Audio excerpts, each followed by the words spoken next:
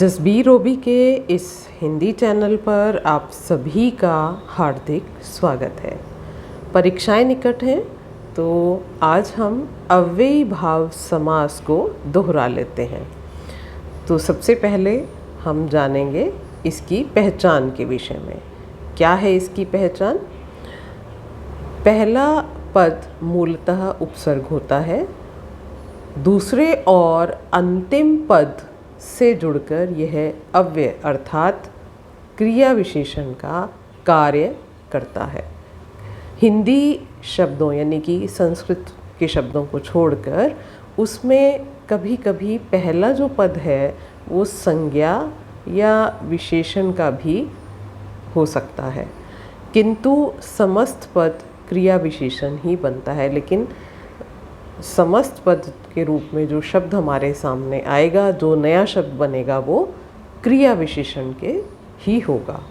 तो उदाहरण देख लेते हैं, जैसे दिनों दिन, घर घर, हर घड़ी, ये इसके उदाहरण हैं। तो चलिए और अधिक इसको जानने की कोशिश करते हैं। अव्ययी भाव समास दो रूपों में पाए जाते हैं। इनमें पहला पद उपसर्ग होता है। देखिए, जैसे बेखटके और यथाशक्ति। अब यहाँ पर देख रहे हैं आप कि बेखटके में बे उपसर्ग का प्रयोग है और यथाशक्ति में यथा उपसर्ग का प्रयोग किया गया है। इसमें पहला पद विशेषण या संज्ञा होता है। दूसरा रूप क्या है? दो रूप में पाए जाते हैं, हमने अभी बात की। पहले में उपसर्ग की बात हो गई। अब दूसरा में क्या खास बात होती है कि उसमें पहला पद या तो विशेषण होगा या फिर संज्ञा होगा, ऐसा हो सकता है। अब उदाहरण के तौर पर देखिए, हर घड़ी।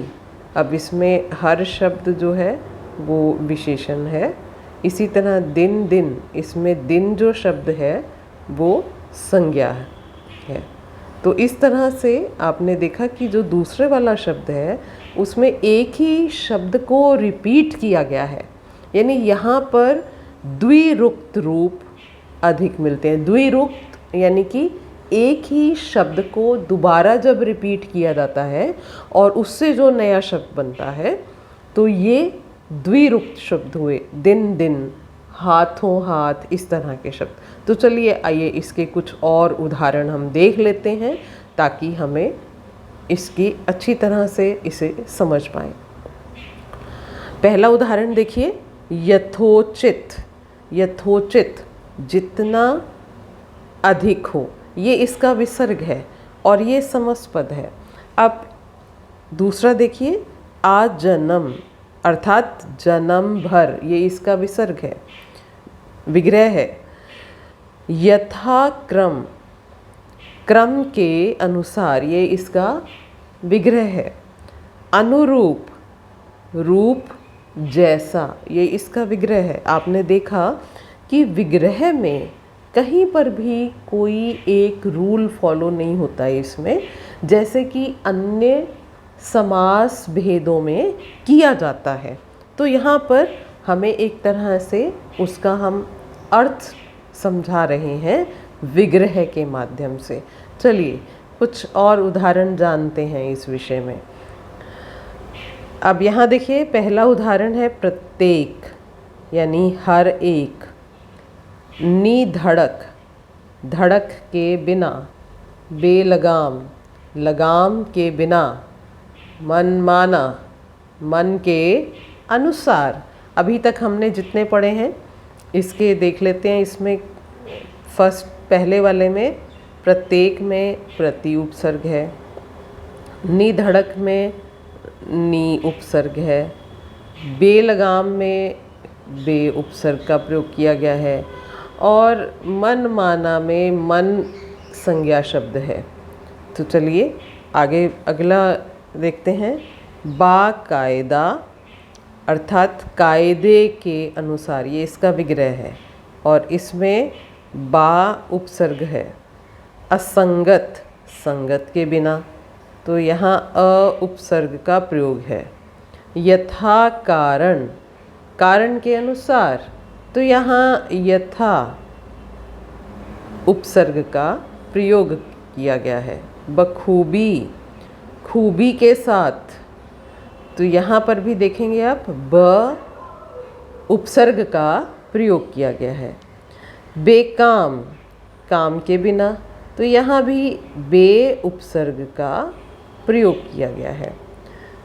तो चलिए कुछ और उदाहरण भी हम इसके जान लेते हैं। घड़ी घड़ी, हर घड़ी इसका विग्रह होगा। यथा संभव, जितना संभव हो। बेफायदा, फायदे के बिना। हाथों हाथ, हाथ ही हाथ में। प्रतिक्षण, हर क्षण। यथाशक्ति, शक्ति के अनुसार। तो इस तरह यहाँ भी आप देख रहे हैं कि कुछ शब्द इस तरह के हैं जिसमें एक ही शब्द का दोबारा प्रयोग हुआ है, जैसे घड़ी घड़ी शब्द ले लीजिए या हाथों हाथ शब्द ले लीजिए। आगे देखते हैं। आमरण, मरण तक। घर घर, हर घर। भर पेट, पेट भरकर। भरपूर, पूरा भरकर। यथा समय, समय के अनुसार। यथाशीघ्र, जितना शीघ्र हो सके। तो इस प्रकार हमने आज देखा कि अव्ययी भाव समास दो तरीके से बने। एक, जहाँ पर शब्द की रिपीट किया जाता है शब्द को, जैसे घर घर हो गया, घड़ी घड़ी हो गया, या फिर हाथों हाथ हो गया। और दूसरी तरफ कुछ शब्दों में उपसर्ग का प्रयोग किया जाता है और उनसे ये समस्त पद बनाए जाते हैं। मुझे आशा है आप सभी को ये भली भांति समझ में आया होगा। यदि आपको ये वीडियो हेल्पफुल लगता है तो आप इसे शेयर करना ना भूलें और साथ ही साथ कमेंट करके मुझे अवश्य बताएं कि आप अन्य किस विषय पर वीडियो चाहते हैं। धन्यवाद।